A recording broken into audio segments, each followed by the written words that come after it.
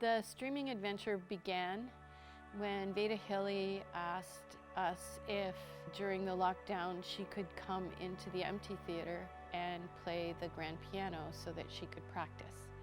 We said of course, and after doing that for a couple of months, she offered to do a concert. That was the beginning of us realizing the potential and getting really excited about figuring out how we could actually stream content. At the beginning of the pandemic, when people just started doing whatever they could to still do their shows, to still do their performances, I heard a lot of people just feeling immediately, exhausted or sad about the fact that we weren't in space together.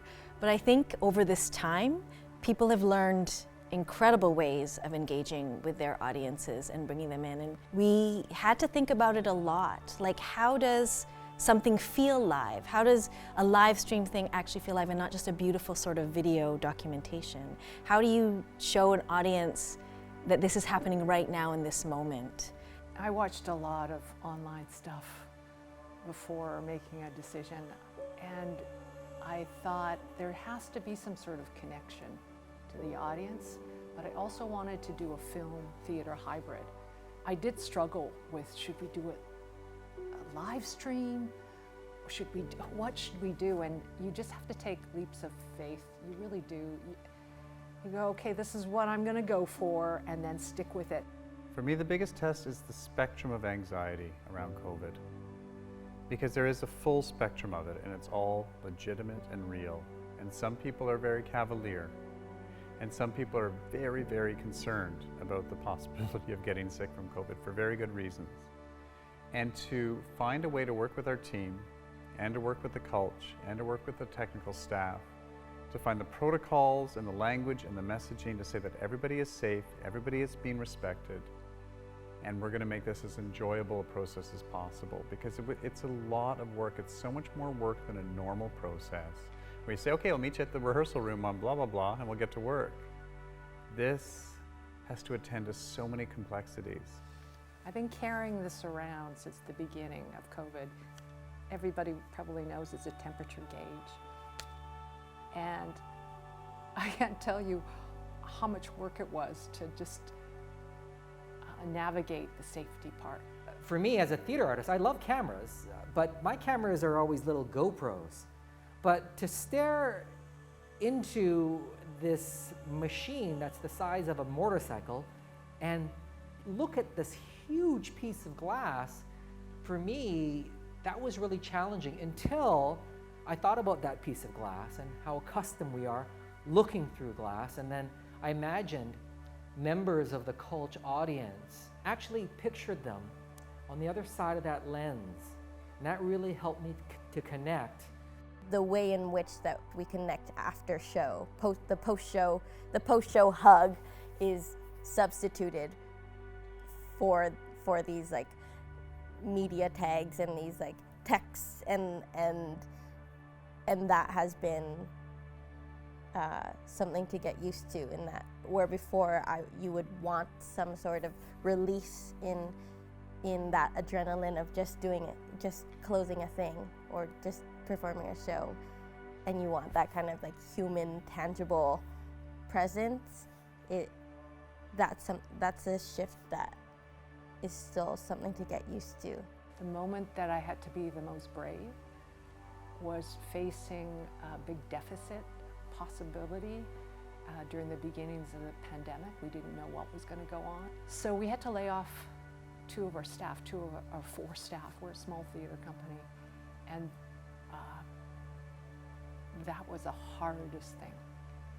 The hardest moment was on that March 16th announcement, realizing that we actually had no money to pay anybody in the bank, and except that we had enough to give everybody 3 weeks notice, so we had to lay the entire staff off that day.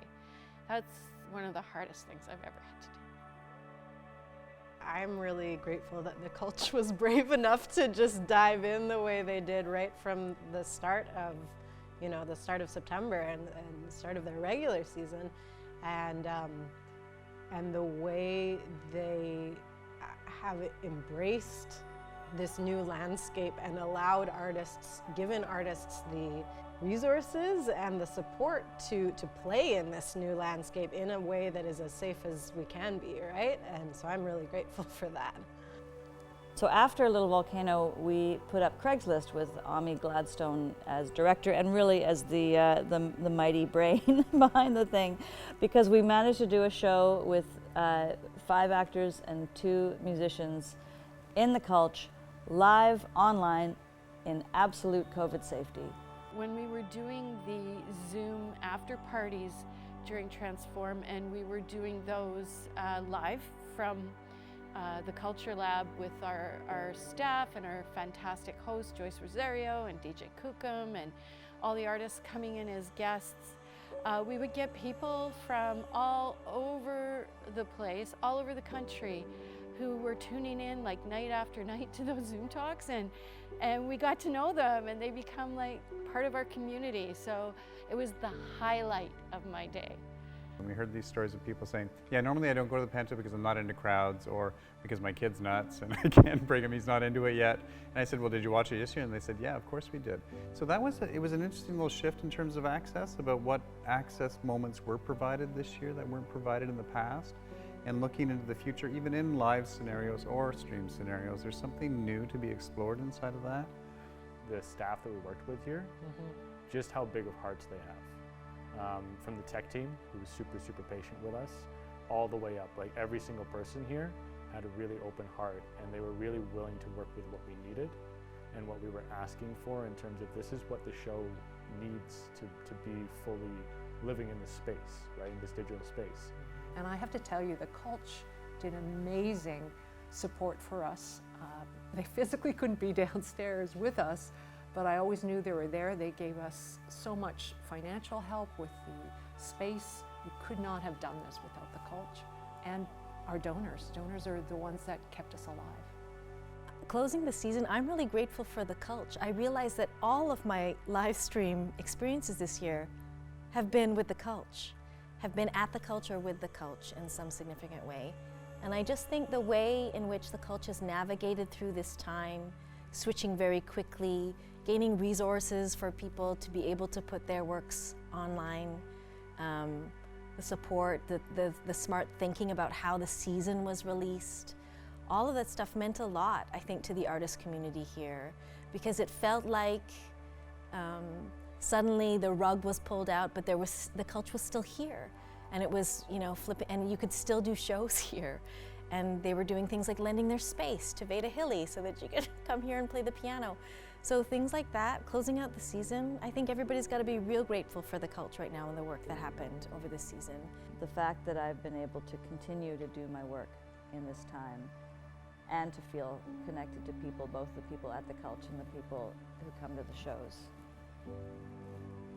I can't even imagine what it would be like to be without that. This year has made me become more open to being not quite so set on a certain outcome, and a lot of practice of patience and compassion.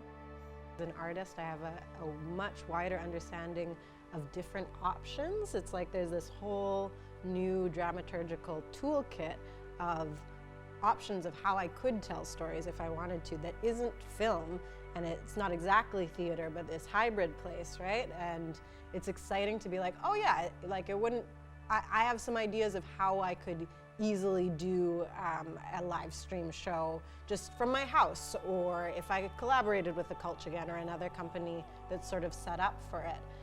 Yeah, I mean, we don't know how it's going to unfold next year. So we are going into yet another year of the complete abyss and unknown.